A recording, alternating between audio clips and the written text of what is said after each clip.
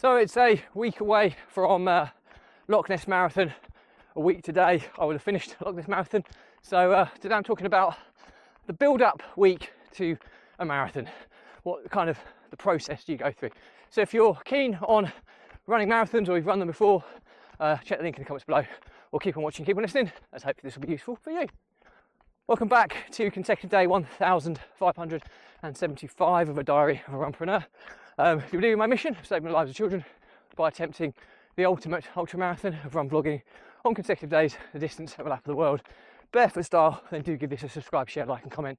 The more people we get in front of, more money we raise, more children's lives we save, which is why I do this every single day. Thank you as always, and let's get started.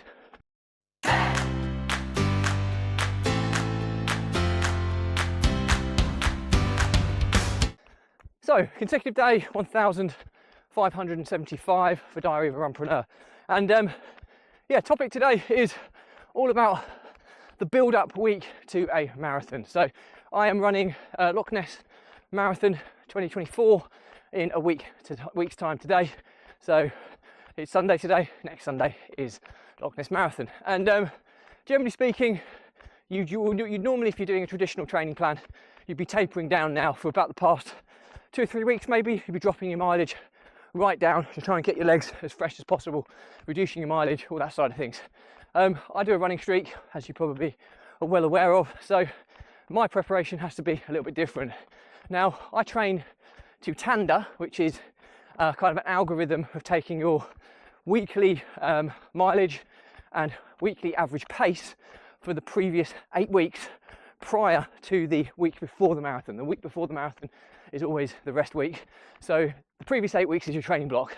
And ultimately the argument is that you can pick and choose what you train based on how many miles per week you do, and that will dictate how quick you have to run them if you want to achieve a certain time or pace or performance at a marathon event.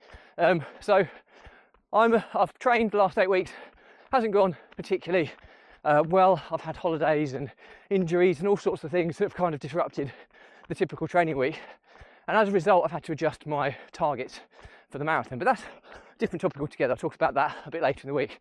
But today I'm talking about the week before a marathon, what it means to me and what I'll be doing. So I'm slowing my pace down already.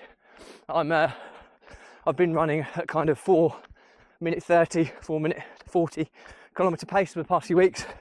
I'm down at kind of 5:40, so I've dropped about a minute a kilometre, a much slower pace, as now all of the training's been done really. I need to make sure my legs are as fresh as possible as they can be this week. So from a running perspective, I'll be running about this pace, 5:30, 5:40 per kilometre pace, minute per kilometre pace. And what I'll be doing is ultimately, I'll do probably 2 quicker runs at marathon pace. Now, my marathon pace should be 4:37 kilometre pace to achieve a sub 3-hour 15-minute marathon.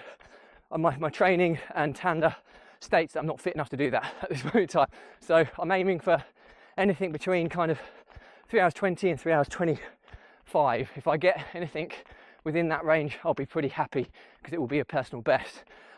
So I'll do 2 more runs this week, just my usual weekly runs, or daily runs of 7 and a bit kilometres. I'll be doing them at about 4:40 k pace on probably on Tuesday and Thursday, and that will leave me with slow runs today. Tomorrow will be a slow run on a Monday, similar pace to today, same distance. The Wednesday will also be a slower run. I'll do a quicker run on the Tuesday, a quicker run on the Thursday, and then on the Friday and Saturday I'll drop the distance down to my minimum, which is 5 kilometres, and I'll drop the pace to the 6 kilometre plus minutes, 6 minute kilometre plus range, which is really slow for me. But there'll be just 10 kilometres over 2 days of really slow running, so it'll be just to get a bit of recovery into the legs. I'll be carb loading on the Friday and Saturday as well prior to the event. I am doing a very different kind of eating regime now, having become a Zoe app subscriber, but that again I've talked about that in separate episodes. But I'll be forgetting everything that advises based on running a marathon, on running a marathon, I'll need to absorb as much carbohydrate as I can in the previous kind of 48 hours to marathon day. So I'll be just eating carbs that I've become accustomed to in previous marathon events, and then I'll go back to my usual eating regime post-marathon. But so that's the kind of plan. It's just ticking the legs over, a couple of quick ones just so the muscle memory is remembering the pace, and then a couple really slow, shorter runs prior to race day, and then it'll just be very much sitting around on the Saturday, chilling out, eating lots of carbohydrate, and getting myself stretched loose as much as I can for race day. I'll talk to you about kind of kit and kind of fueling and that side of things in separate episodes this week, but I just wanted to give you a bit of an update on what kind of build up to marathon week is like for me from a running perspective.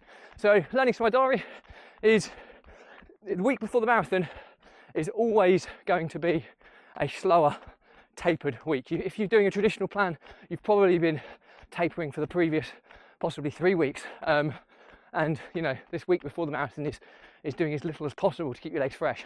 If you do a running streak, it's about recovery running as much as you can, a bit of pace familiarity running, and shorter and very easy running just to keep your legs loose.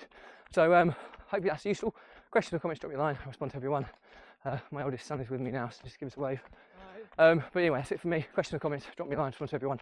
If you believe in my mission of saving the lives of children by attempting the ultimate ultra marathon of run vlogging on consecutive days, the distance of a lap of the world, barefoot style, do give this a subscribe, share, like and comment. The more people we get in front of, more money we raise, more children's lives we save. Thank you as always. Stay positive, stay happy. I'll see you again tomorrow.